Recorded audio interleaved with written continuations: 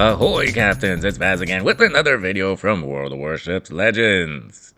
And today we have a Let's Play video for you. We are in the HMCS Haida. This is the Commonwealth Tier 7 Premium Destroyer. And for this match, we're going to game a domination on the map Shards. There's going to be a lot to talk about in this video, but not a whole lot to look at. We don't actually shoot our guns until like the 6-minute mark of the match. But that's actually a good thing, because I got a whole lot I want to get off my chest. First and foremost, we've spawned in the middle, and so that's what we're going to do. We're going to play the middle. We're going to go straight ahead into the Bravo cap. We're not going to sail around the back edge of the goddamn map and try and torp battleships. It absolutely boggles my mind that still, this many years into the game, people are shaming low damage scores. Who gives a rat's ass about damage when you win the match? In this match, we're going to end up with a solo warrior. Spoiler alert, right? Title of the video, you already know what's going to happen. But we don't carry our frickin' team to a win like that by sailing around the edge of the back of the map, trying to torp battleships, trying to pad our own stats. No, we go and get caps and we spot for our team. Those are the #1 roles of a destroyer. So to all you idiots out there, you go right ahead and you go sail around the back edge of the map. You go sail past the caps. You go chase down carriers, you try and pad your stats, while the rest of your team can't shoot at anything, because you're not spawning for them, and while the enemy team takes the points lead because they got the caps and you didn't. Playing a destroyer properly is especially important when you're the only destroyer in a match as well. So that's what we're doing. We're getting this cap, doing our best to spot, also trying to stay away from the enemy USS Black. Right, he's got his radar, so we got to be wary of him. We want to engage him in our terms, not his terms. And don't you worry, we'll deal with him eventually. Haida's equipped with its crawling smoke and sonar, great combination, and it's also got 6 guns and mounted in 3 turrets. Couple that with a quick reload, and the Haida can duke it out with any gunboat at the tier. So now that we've got the Bravo cap secured, oh, we saw the Black, he's in the Alpha cap. We're already headed this way. It looks like our team is in big trouble in the Charlie cap. We have 1, 2, 3, 4, 5 ships all hiding behind islands, shooting at absolutely nothing. Our teammates in this match have left a lot to be desired, of course. That seems to be the case with most solo warriors. On the way over here, we're going to try and line up some torps on this key in the, I think it's Amalfi behind this island. Speaking of hiding behind islands. Gameplay-wise, there's not too much to actually talk about. So on our way to secure the Charlie cap, let's talk about our commander and consumables. Just quickly before we do that, I just gotta mention that the division on our team really pissed me off during this match. They sat behind an island for the first half of the match, didn't shoot their guns, didn't do anything, waited for half the team to die before they finally came out from behind the rocks. Guys, when you don't know what to do or where to position your ships when it's 9v9 and you need to wait until half the ships die before you put on your big boy pants and come out from behind an island, just go play arcade. It's only 5 versus 5, you don't gotta worry about positioning at all. There's nothing wrong with practicing in arcade mode first while you're learning the strategies of the game. Don't pay any attention to me blocking them and griefing them. It doesn't do anything. Those reports just go up into space. They don't go anywhere or get read by anybody. Don't worry about it. It just makes you feel better. Calms you down when you're so worked up and pissed off. I will say one thing about those 2 jobbers though. Once they do come out from their hiding spots, they do get a little bit of damage. One gets a high cal, one gets a Confederate. So when they were forced to shoot, they actually were able to hit something. But still, they left the rest of the team high and dry at the beginning. And that's where we were put in the position to get the solo warrior. And yeah, things are not looking good for our team right now. We need to get these caps and defend them. But yeah, we still got a lot of time here to fill. So let's talk about the ship. First off, let's get our commander up on the screen. We're using the fairly newly released Hector Waller. Can you believe that we went 9 bloody months without a freaking destroyer captain for the Haida? 9 months of suffering. Absolutely brutal. There was a point where I just gave up playing this shit. And then, as a Canadian myself, I was super excited that we finally got a Canadian ship in the game. But boy, did they do the Haida dirty by not giving her a commander. Although, you know, they've kind of made up for it, giving Hector Waller some interesting skills. So this is my setup here. He's inspired by Blue and Swirsky. Not really sure why I have Swirsky instead of Bay, but they do give the same concealment boost right now. So don't matter who you choose.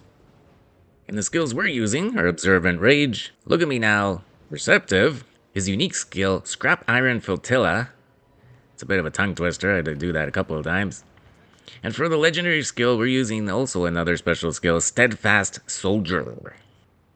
He combines some of these skills with his base trait, Hard Over Heck, which increases incoming fire dispersion and reduces your rudder shift.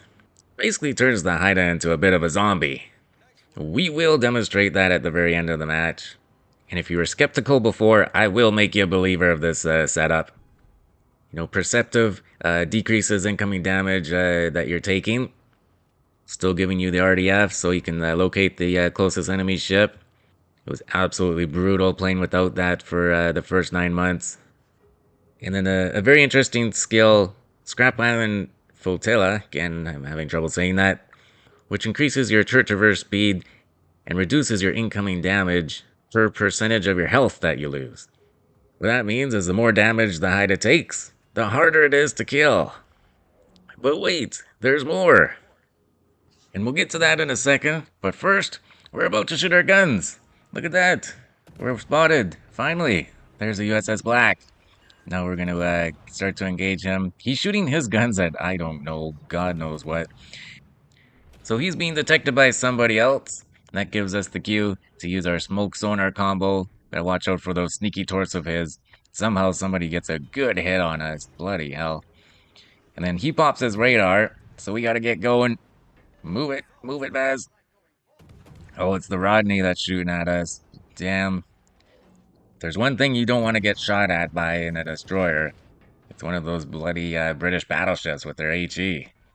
We make a bit of a mistake here by not going skinny. The Rodney gets another good hit on us. Knocks out our engine. Knocks out both of our forward-facing guns. So we just gotta kind of sit here and think about our mistake. While we wallow in our sorrows, we can finish up talking about the commander. We left off at the legendary skill.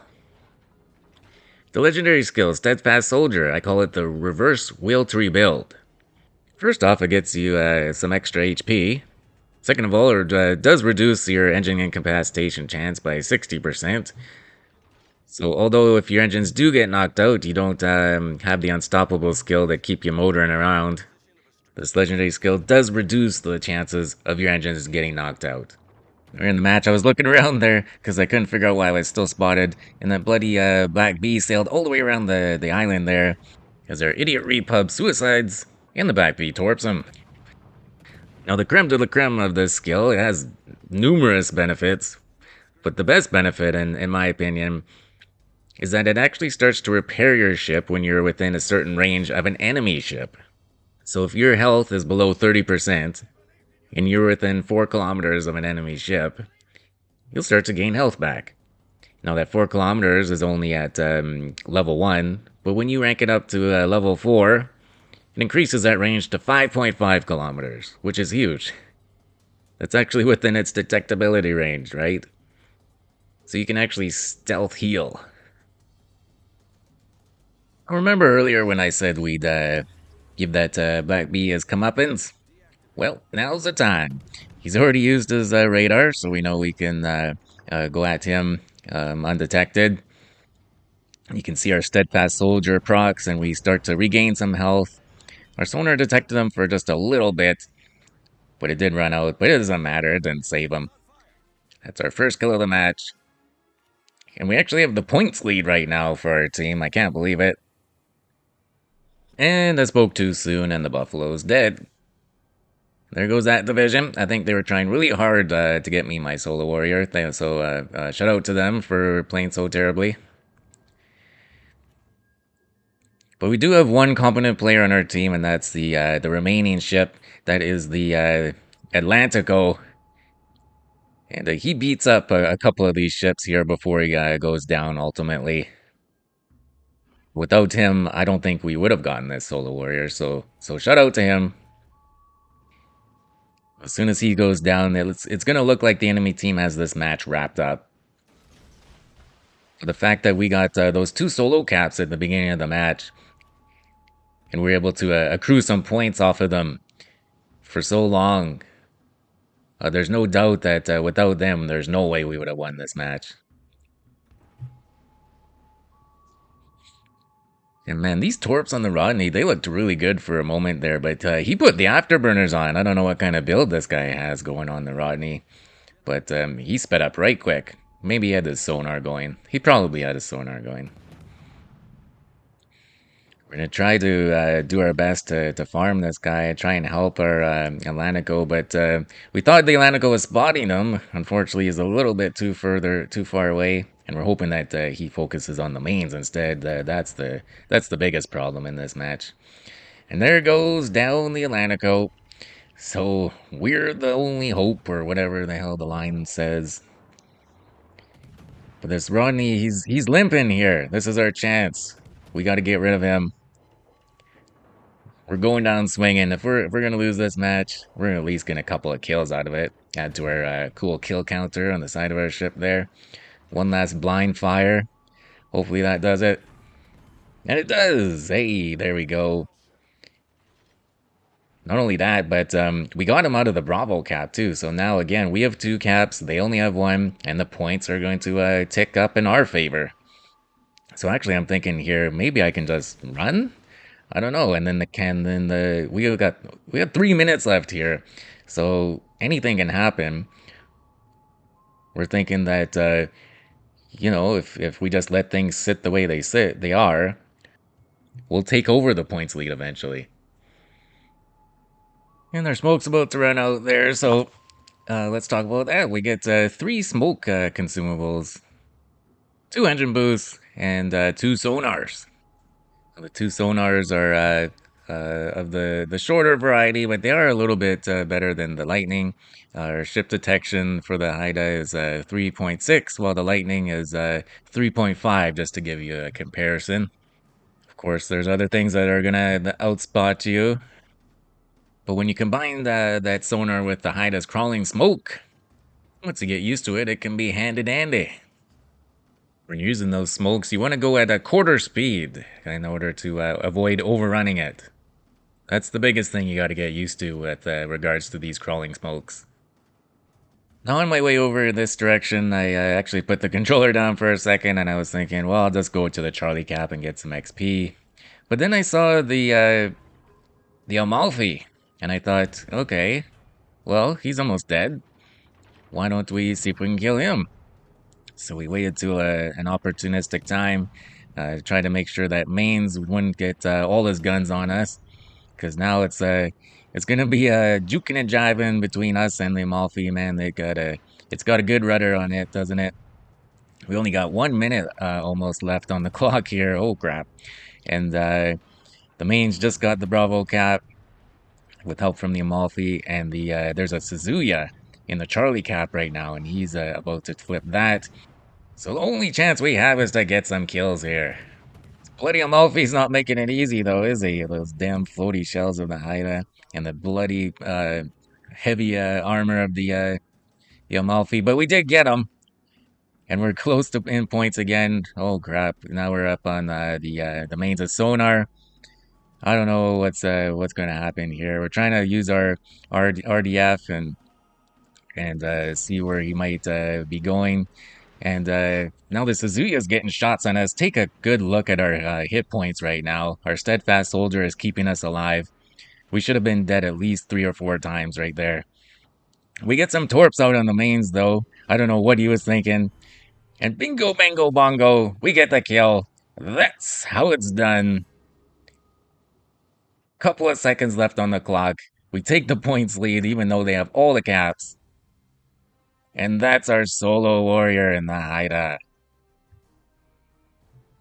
I know a lot of people dismiss the short sonar ranges of these types of destroyers, but it sure came in handy there, didn't it? Getting that mains up on the screen for us and allowing us to figure out that he was coming in towards us, and we got our torps out there. And a big combination of luck and taking advantage of some opportunities went into that solo warrior there. As with most solo warriors, lots and lots of luck. Don't want to be too negative, but that mains kind of threw at the end there, didn't he? So not too much damage there, just short of 24,000. We did get the 4 kills though. But have no fear, I do have another video coming up next where we do get lots and lots of damage in the Haida. So for all you youngins out there that don't understand how to play the game and only look at damage as a measure of success, you're going to want to check out the next one. And to the rest of you, thanks for understanding that getting caps and spawning for your team are the #1 roles of your destroyer, as evidenced by this video. There's that repub down there with a Confederate, 1800 XP only. That's probably one of the lowest Confederate medals I've ever seen, especially at this tier. But yeah, the Haida has definitely improved with this dedicated DD commander. And if you're comfortable knife fighting, you're going to have lots of success in this boat. I hope you guys did enjoy that video. If you could, hit that thumbs up button for me. Hit that subscribe button to see more of my videos. Feel free to leave a comment down below. And as always, take care of yourselves and do what makes you happy.